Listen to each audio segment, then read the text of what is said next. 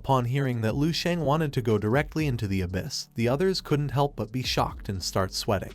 Red Jade began touching her hand with her finger, and while she was looking at the ground with a nervous look, she responded to him that she didn't know what could happen if someone entered directly into the abyss. Lu Sheng, who was standing in front of them, clenched his teeth tightly and started looking at them with a gaze full of determination. Seeing that she didn't know the answer, he couldn't help but start smiling and came to the conclusion that no one had ever entered the abyss before. Red Jade started to sweat and with a look full of terror revealed to him that not many people had tried to enter the abyss. She closed her eyes, began to imagine the abyss and explained to him that all those who had tried to enter the abyss had disappeared, including the powerful martial saints. So this was a question without an answer. Lu Sheng remained calm, began staring at her intently, and upon hearing the name martial saints, he couldn't help but feel somewhat confused. She revealed to him that 200 years ago, the 4 countries sent 4 martial saints. Each of them entered a rift, and since then nothing more had been known. This was a secret of the Dragon Kingdom. One of Red Jade's teammates took a step forward, extended his hands towards Lu Sheng, and with a surprised and fearful look asked if he really wanted to enter the abyssal rift. With their current strength, not even 10 lives would be enough. Red Jade started looking at the man and became somewhat confused. Lu Sheng started looking at the man and remained silently thinking. Just before he could respond, Red Jade took a step forward and with a calm voice added that this cave was triple a level, which posed no danger as long as they did not descend below level 30. Lu Sheng, who had one hand in his pants pocket, began to look at her with a calm gaze and thought that this was interesting. Red Jade's expression changed drastically.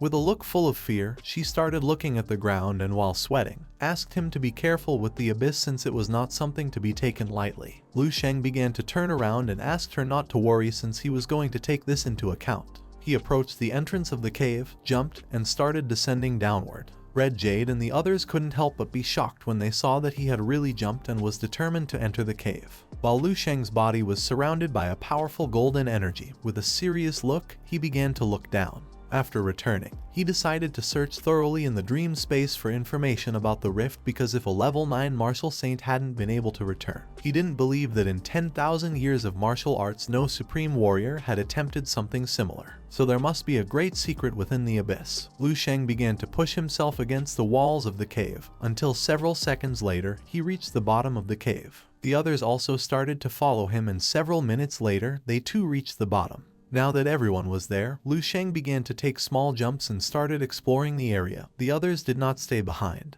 They also began to jump and started following him. While his body was emitting a powerful golden energy, he turned his head back and with a serious look told Red Jade that along the way there was nothing except for the abyss. He asked her if there was anything else worth noting. She started to follow him and with a calm look explained to him that there was also something else, the martial arts fanatics who roamed in the underground cave. Upon hearing the name martial arts fanatics, Lu Sheng stopped advancing, put one hand on the ground, landed and asked her who the martial arts fanatics were. They were standing on top of a rock, and at the bottom of the cave there was a hole. Red Jade sat down, and while she had one hand resting on the ground, she began to look towards the hole and revealed to him that the martial arts fanatics were individuals who did not belong to the army. They hid in the depths of the cave for years to train. Lu Sheng, who was standing next to her, started looking into the hole and remained silent. She began to imagine the martial arts fanatics who didn't even seem human. She explained to him that many of these individuals belonged to martial schools, pursuing the goal of the ultimate truth of the martial path. They were people who had survived in underground rifts, and their martial will and real combat capability were even stronger than those of the army's general stars. There were no weaklings among them because they also faced mutant beasts while hiding in underground caves, so the army did not have much information about them. Not far from them, there was a military skull lying on the ground. They stood up and started walking. Along the way he asked her why they should be careful with them. Red Jade, who was walking beside him, explained that they had become so obsessed with martial arts that in order to surpass the limits of the martial path, they were willing to do anything, like drinking dirty water or eating raw meat from mutant beasts. And this wasn't even the worst part. She began to imagine several men tied with chains, and another man who was holding a human arm. He brought the arm close to his mouth and took a bite. She revealed to him that they even ate members of their own clan because they believed that by consuming the flesh and blood of the strong, they too could become stronger. Under the influence of the caves, they were no longer human. Moreover, for sustenance, killing and stealing had become common for them.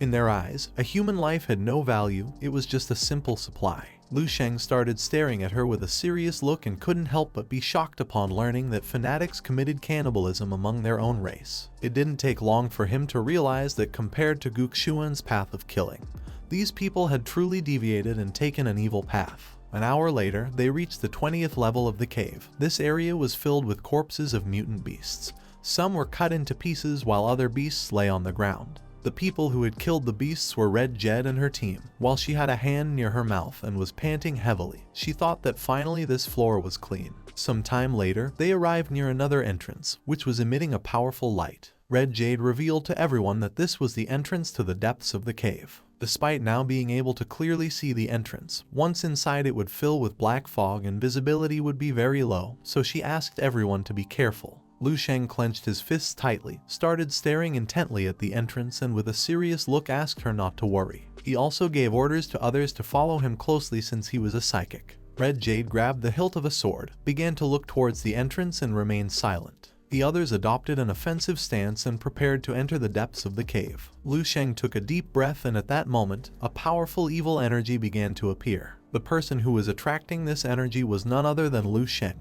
He closed his eyes, extended both hands to the sides and began to make the energy start approaching him. Upon seeing this, they couldn't help but stay in shock. Red Jade started to look at Lu Sheng with a terrified gaze. She reached her hand towards him and asked what he was doing. While Lu Sheng had his eyes closed, he lowered his head, concentrated, and began to manipulate the evil energy. He told them not to worry as this was just a test and that the energy could not harm him. He extended his hands to the sides, causing the evil energy to start gathering at one point, forming a portal. No matter how much black mist entered his body, upon touching his immortal star body, all the mist would be completely eliminated. This body was too powerful and did not allow for any heresy to exist. The evil energy began to concentrate at a single point and started to form a portal. Several seconds later, an entrance was created. At that moment, a mutant beast appeared and began to advance rapidly towards Lu Sheng to attack him by surprise. Red Jade and the others did not take long to notice this. She panicked and asked him to be careful as a beast was trying to launch a surprise attack. Lu Sheng didn't even pay attention to them. He closed his eyes and started walking. The mutant beasts approached him and tried to attack. But just before they could strike, a golden barrier appeared around his body, preventing the beasts from getting close. Upon seeing this energy, Red Jade and the others couldn't help but be shocked. Lu Sheng began to walk towards the entrance of the underground cave, and several seconds later, the golden energy ended the lives of the two mutant beasts, causing their corpses to fall to the ground. Red Jade was left speechless and started sweating. With a surprised look, she thought that not even a level 5 Black Moon Weasel could get close to Lu Sheng. She didn't know if this was the power of a 12-star general. The bald man who was behind her couldn't help but stay in shock.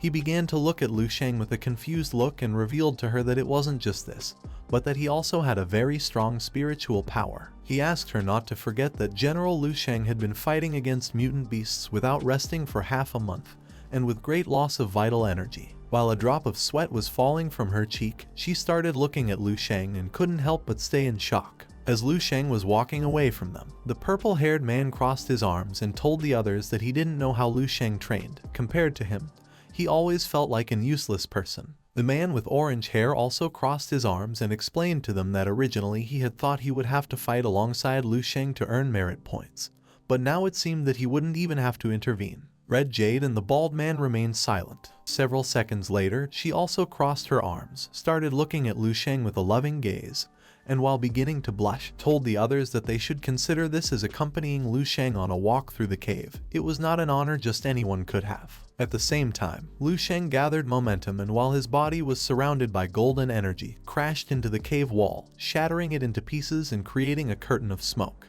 The bald man was in shock, and as the smoke curtain gradually disappeared, he asked her if there was still a mutant beast beneath the ground. She was also stunned and thought that Lu Sheng was in danger. Without hesitating for a second, she started running towards him and asked if he was alright. Lu Sheng grabbed his wrist with his other hand and responded to her that he was fine. He was standing on top of the corpse of a blue mutant beast. While holding his wrist with one hand, he turned his head back and calmly explained to them that he was just trying to kill the mutant beasts without using weapons.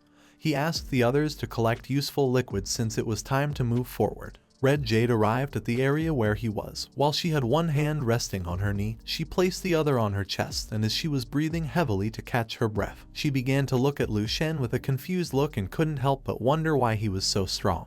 The others also arrived, but despite being in shock, they simply remained silent. Seeing that he had defeated another mutant beast without much effort, Red Jade was stunned. She couldn't believe that Lu Sheng had instantly killed a level 7 mutant beast. According to her, this was very rare. The reality was that this was a giant mutant beast, but without much effort, he had cut its body in half. While he was standing on top of the corpse, she extended her hands to the sides and began to wonder how he had managed to make such a clean cut without using a sword. Not far from them lay the corpse of another giant mutant beast on the ground, and around the corpse several people appeared. Lu Sheng turned his head back, and upon seeing this, he couldn't help but be shocked. With a surprised look, he revealed to everyone that someone had come. Upon hearing his voice, Red Jade and the bald man started looking back, and upon seeing who had appeared, they couldn't help but panic. Red Jade was shocked and speechless at the same time. She didn't know how there could be someone in such a deep place in the cave. She thought this only had one answer. Red Jade grabbed both swords and with a serious look, asked everyone to stay alert and also to prepare for combat. The members of her team adopted a defensive stance and prepared to defend themselves from any possible attack. Several people wearing blood-stained boots began to approach them. Upon seeing who they were, Red Jade's expression changed drastically. She went from being on alert to being terrified. She recognized them as the Jiang Xing squadron. All of them were injured. Among them was a woman who had a wound on her arm. She put her hand on the wound on her arm. A man next to her placed his hand on her shoulder and began to help her move. Next to them was a hooded man holding a sword. Beside him an old man and another hooded man. Red Jade was happy to see them alive. She started waving at them with her hand and with a pleasant smile told Yao Yu that she was an ally. Yao Yu put his hand on top of his head, began to take off his hood, and with a lost look recognized Red Jade's voice. Some time later, Yao Yu's squad sat down. Some were sitting on the rock and others were sitting on the ground with their backs against the rock. Red Jade approached them. She extended her hands to the sides and with a calm voice asked him how long they had been here and why they were all so injured. Yao Yu, who was sitting on top of the rock and had one hand resting on his knee, remained thinking in silence. Lu Sheng approached them, started looking at Yao Yu and couldn't help but wonder who this guy was. With a lost look, Yao Yu began to stare at the ground and asked her not to mention this since they had been here for almost a month and had nearly lost some more people. They hadn't achieved anything all this time. He stood up, started staring intently at Lu Sheng, and asked him how many more floors he planned to go down. While his eyes were shining, he clenched his teeth tightly and asked them to listen carefully. He advised them not to go below the 25th floor because the warriors there were completely crazy. He began to remember how some warriors carrying swords had massacred the other warriors without mercy.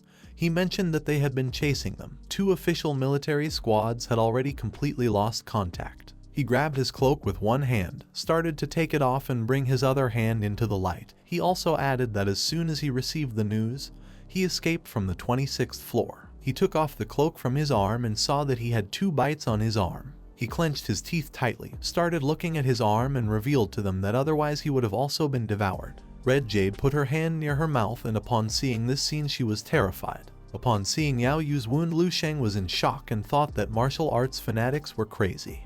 This is the end of the video. If you guys want to see the next part, then don't forget to subscribe and like the video.